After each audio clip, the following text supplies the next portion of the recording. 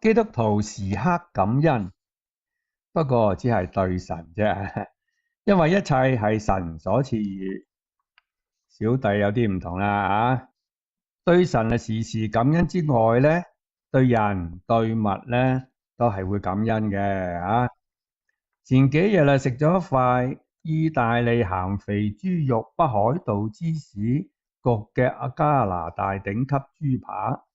哇！真係好味到流眼淚啊！我即時梗係感謝天主啦，不過跟住咧，我又感謝埋為我而犧牲嘅嗰隻豬，以及養豬嘅、劏豬嘅、運送嘅、包裝嘅、做買賣嘅一切嘅人。如果只得天主而冇咗佢哋任何一個我肯定食唔到呢塊咁好味嘅豬扒。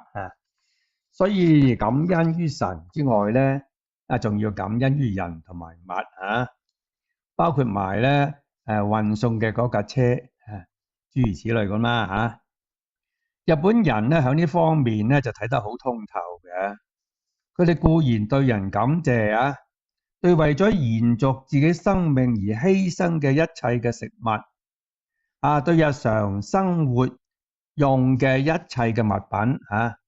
都係心存感激嘅。所以佢哋亦準備咧隨時為咗延續別的生命咧而會犧牲自己。日本人喺我哋嚟講當然係國仇家恨啦但係佢哋對生命嘅呢種嘅覺悟咧